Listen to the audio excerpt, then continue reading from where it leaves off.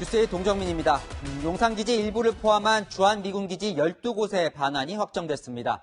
용산기지 땅은 1882년, 그러니까 청나라 군대가 자리 잡은 이후에 격동의 역사 속에서 일본, 미국 군대가 주둔해 왔는데요. 무려 138년 만에 우리 품으로 돌아온 겁니다.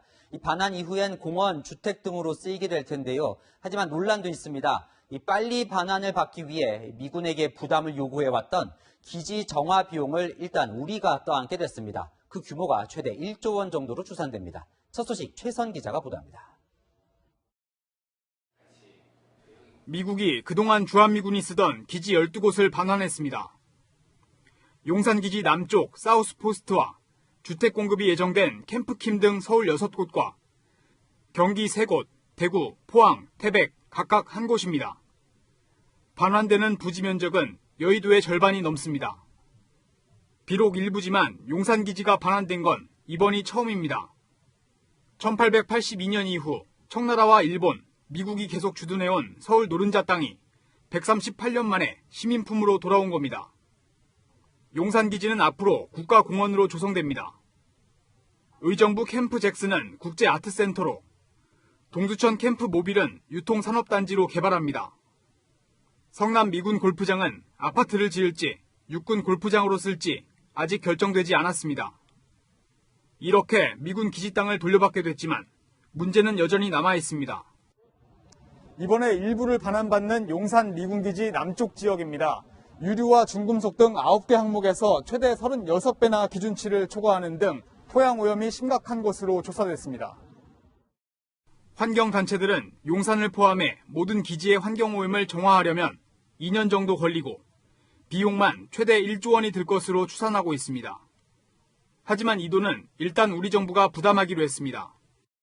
반환 지연으로 야기되는 지역사회의 사회경제적 문제와 해당 지역의 조속한 반환 요청 등을 종합적으로 고려하는 것입니다.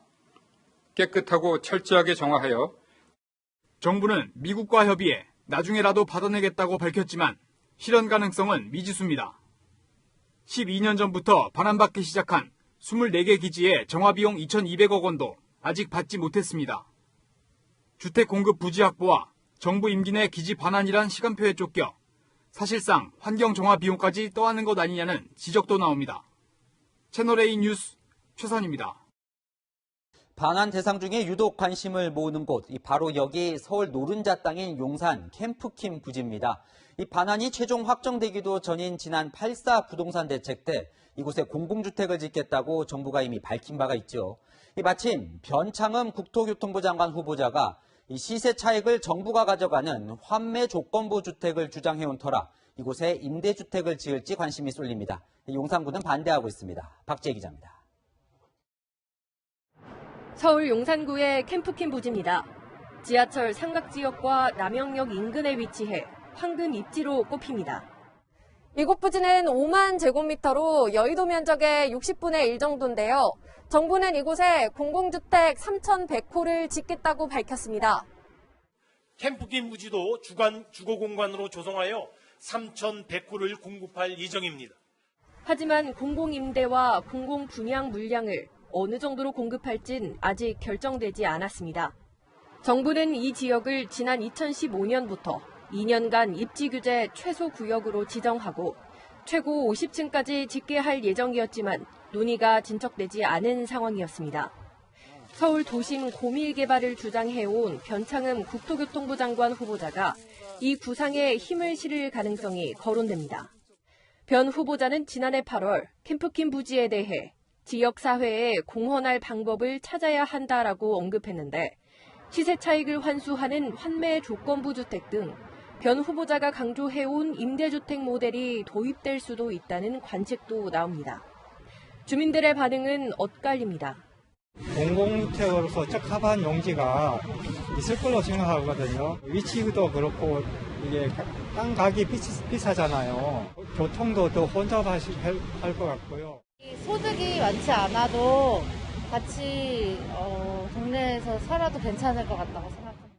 용산구는 8.4 대책 발표 직후 단순히 공급만 늘리는 임대주택 건설은 반대한다고 밝힌 바 있습니다. 채널A 뉴스 박지혜입니다. 2022년까지 공공임대주택 200만 호 시대를 열겠다. 문재인 대통령이 오늘 한 임대아파트를 방문해서 한 말입니다.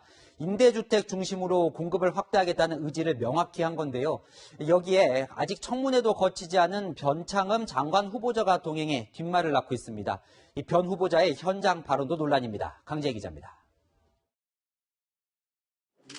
문재인 대통령이 올해 첫 주택 현장 방문지로 공공임대주택 단지를 선택했습니다.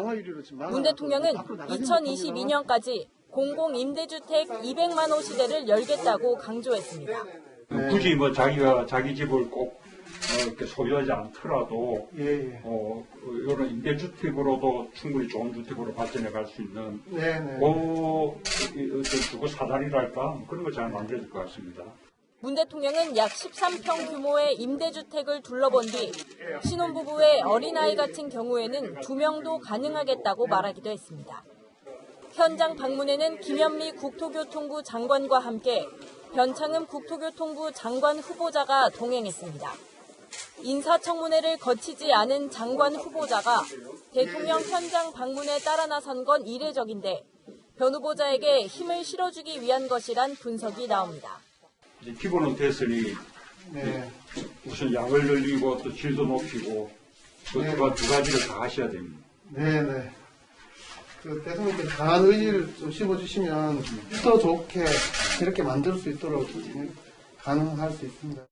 변 후보자는 부동산 정책이 실패했다는 비판이 나오는 상황에서 오히려 기회가 될 수 있다고 말해 논란을 낳기도 했습니다. 주택 문제가 우리 사회의 최고의 이슈로 이렇게 이제 구성하고 국민적 관심이 모여져 있기 때문에 발상을 좀 근본적으로 좀 전환을 할 때입니다. 아주 좋은 오히려 거꾸로 역설적으로 좋은 기획인 것 같습니다. 오늘 공개된 여론조사에서 문 대통령의 지지율은 38%를 기록했는데 부정적으로 평가한 이유 가운데 부동산 정책이 18%로 가장 많았습니다. 채널A 뉴스 강지혜입니다. 서울 최고의 노른자위 땅인 용산기지가 일부 반환되면서 어떻게 쓰일지 온통 관심인데요. 경제정책산업부 안건우 기자 나왔습니다. 자, 오늘 서울 미군기지 이제 6곳이 반환이 됐는데요. 이 반환되면 이 땅에 뭐가 들어오는 겁니까? 일단 용산구 5곳, 중구 1곳이거든요. 주목되는 건 용산구 5곳입니다. 15만 3천 제곱미터 크기인데요. 미군기지는 거대한 공원으로 바뀌고요.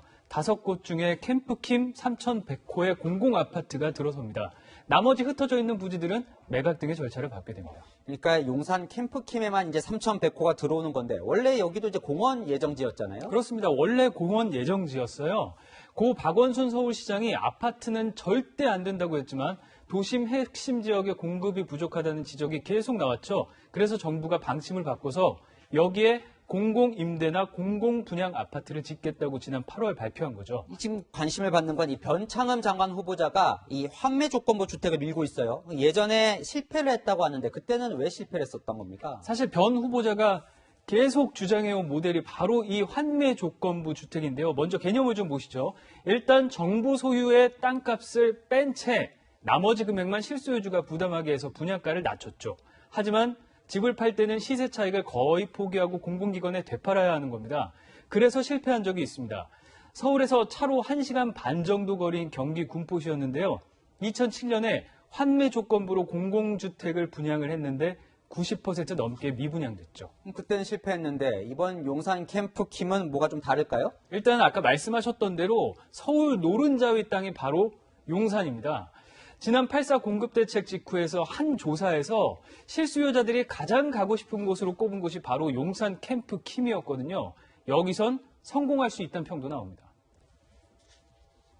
모든 게 다 있지. 사실 전략적 임대라고 하더라도 공공에서 차익을 걷어간다라고 하더라도 기대는 좀 있죠.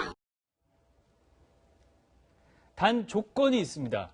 질적 공급과 양적 공급 모두 잡으려면 민간 건설사의 참여가 필수적인데요. 민간 분양을 일부 섞어서 수익성을 높이고 또 다양한 계층이 어울릴 수 있는 단지도 조성해야 한다는 겁니다. 또 공공분양으로 입주한 사람이 아파트 시세가 올라가도 이익을 가져가지 못하게 하기보단 일정 수준의 차익은 걷어갈 수 있게 하자는 그런 의견도 나옵니다. 그래야 여기 살던 사람들도 결국 집값이 오른 다른 지역으로 이동할 수 있는 여력이 생기니까요. 이렇게 이제 인기가 있을 수 있다면요. 이 용산 캠프킴 외에 다른 용산 기지도 이렇게 주택을 지을 수는 없습니까? 일단 앞서 설명을 해드린 대로 나머지 알짜 부지들은 매각을 하거나 원래 소유자에게 반환하는 절차를 거치기로 결정이 됐거든요. 이곳들을 택지로 사들인 주체가 택지로 개발을 할 수도 있고요. 네. 다른 용도로 개발을 할 수도 있습니다. 그래서 그건 좀 지켜봐야 할 것 같습니다. 네, 관심이 많을 것 같네요. 지금까지 경제정책산업부 안건우 기자와 살펴봤습니다.